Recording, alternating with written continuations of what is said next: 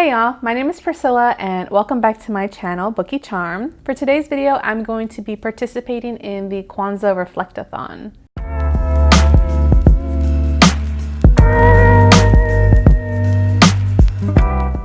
So the Kwanzaa Reflectathon is an event that was started and that is run by Njeri over at Onyx Pages. If you are not aware or familiar with Onyx Pages, you should definitely run over there and subscribe and follow and watch all the videos related to the Kwanzaa Reflectathon. It's a great way to get started. But this is an event that really celebrates books that are written by and that center Black and/or African-descended folks. And as the title kind of hints, you're reflecting back on your year of reading in this year, 2020, based on the principles of Kwanzaa. And I have not sat down to film a video for BookTube in many weeks, and I thought jumping right back in with end of the year videos and reviews and reflections is a great way to get started again, because it's my favorite time of the year anyway. So let's go ahead and get started and work through some books and to reflect on some books that I've read this year.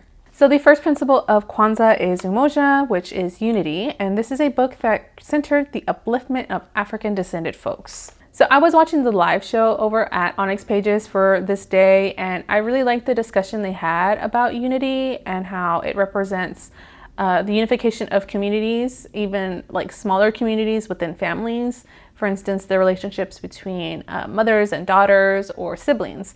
And that whole discussion made me think of Clap When You Land by Elizabeth Acevedo. So Elizabeth Acevedo is a Dominican-American Afro-Latinx author, and she does write about Afro-Latinx characters. And this book, I think, was the upliftment of a sibling relationship and of the care and safety for one of the sisters in particular that is in a bit of an unsafe situation in the Dominican Republic. This book, if you are not aware, is Elizabeth Acevedo's newest release this year, and it's a YA contemporary in verse. It's amazing, stunning, exquisitely written, and I really loved it. The story starts with a bit of trauma with their father who dies on a plane crash, and how these sisters find out about one another and how they reconnect to each other, to their families, to their homelands in some cases. And I think that the unification in the audiobook, quite literally, when the voice actresses' voices come together, was another powerful example of unity. And I think that the upliftment of that sister coming to safety towards the end really made me think of unity. So clap when you land. The next principle is Kujichagulia. This is self-determination, and a book with an African-descended LGBT character who inspired you because they were determined AF. Sorry, I can't read my own handwriting, but the book that I thought about this was All Boys Aren't Blue by George M. Johnson. George M. Johnson is a Black queer activist, and their book was a stunning YA memoir / manifesto all about the upliftment of their community of Black queer kids being seen, and how those that don't identify as Black or queer can maybe identify ways that they have stood in the way of someone else's truth. And that's what I really got from this book.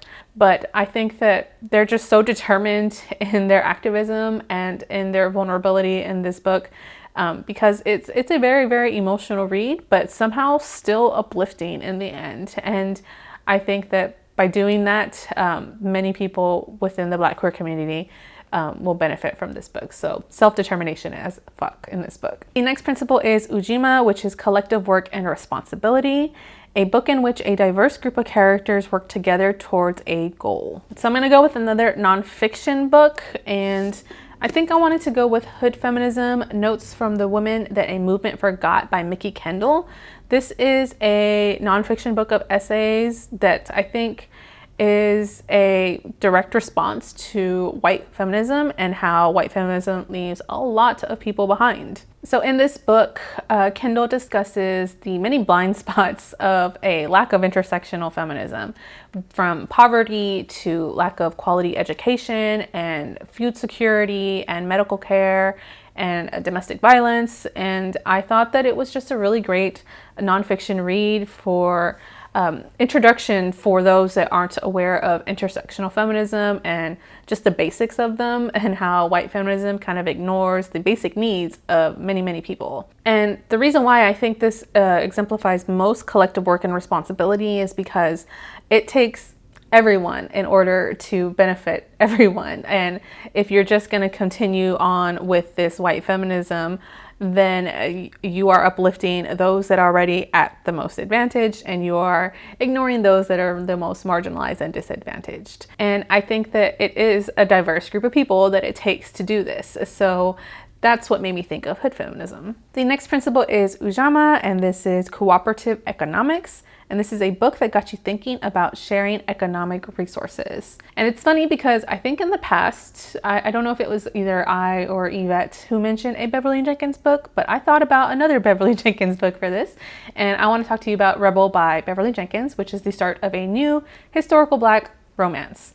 And it's the story of Belinda, who is a school teacher from the North who comes down to Reconstruction era New Orleans to start up a school that primarily focuses on educating recently emancipated folks, and who experiences a lot of struggle and obstruction to that, as you can probably imagine, and who falls in love with Drake, who comes from a very wealthy Black family there, who is also looking to rebuild New Orleans.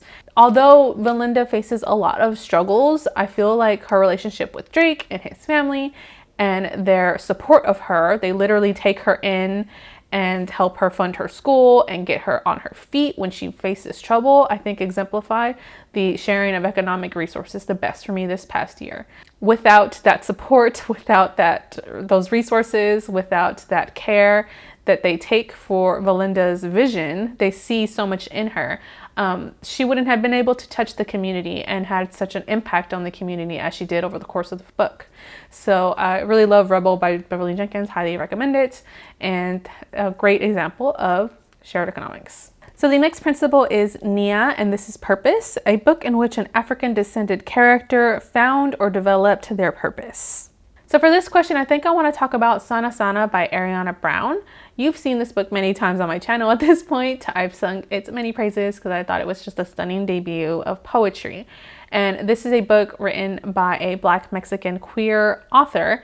And I think from reading this and following her work and understanding that she doesn't center Latinidad, that this is definitely a book about Black girlhood, coming of age, of healing, that I understand more and more of her purpose. And I think that's definitely shown here, that it centers mostly on Black girlhood.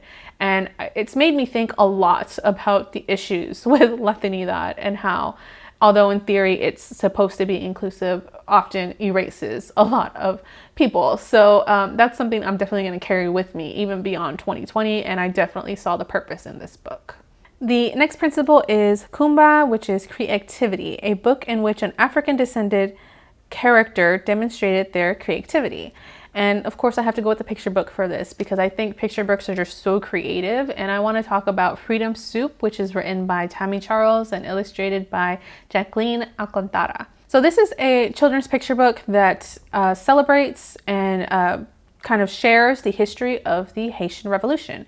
And it's the story of a grandmother and granddaughter as they are making this freedom soup, as they're having fun cooking in the kitchen, and as the grandmother shares a bit of history with the granddaughter about the Haitian Revolution. And I thought that intermingling of history and family and culture and celebration was just so creative and so beautiful and such a gift. And I did a flip through of this book in a previous video. Shout out to that Latinx picture book video that you can definitely check out if you'd like to see more. But I thought that this was just a great exemplification of creativity in literature. So the next principle is for Imani, and this is Faith, a book that strengthened your faith. And this question doesn't necessarily have to be based in religion. It's not necessarily for religious people, but I think that a book that restored my faith in, I don't know, government? No, not really government. In people, I guess, was Our Time Is Now by Stacey Abrams. And it's no secret that this year in the US was an election year amongst a worldwide pandemic. So mass hysteria here. And with the presidential election that was happening. And Georgia turned blue this year, which I think was such a feat to cross. And Stacey Abrams is a politician. She ran for governor, I believe in 2018 for governor, lost, was extremely up against extreme odds, and the election was pretty much stolen from her. And after that defeat, she set a plan to get out and reach out to her community and get out people to vote. And this is the story of that, of voter suppression, of the obstacles that she faced. This book, I think, was published in the summer, so she had no way of knowing that Georgia was actually going to indeed turn blue after all of her work for the past few years. And I read this after the election because I was just so amazed by her. And she did such a great, she's just such a great service, did such a great service to not only Georgians, but the United States. So we'll see how that Senate race comes out in January, but she definitely reinstilled my faith in at least some public servants. Okay, and that is the last question for the Kwanzaa Reflectathon. So thank you so much for sticking around my channel for the past few weeks when I have not been putting up videos, but here for now. We'll see if that's gonna last, and I hope that you have a happy Kwanzaa and a very happy New Year. But that's all I have for this video today, so thank you so much for watching, and I hope to catch you in the next one. Bye!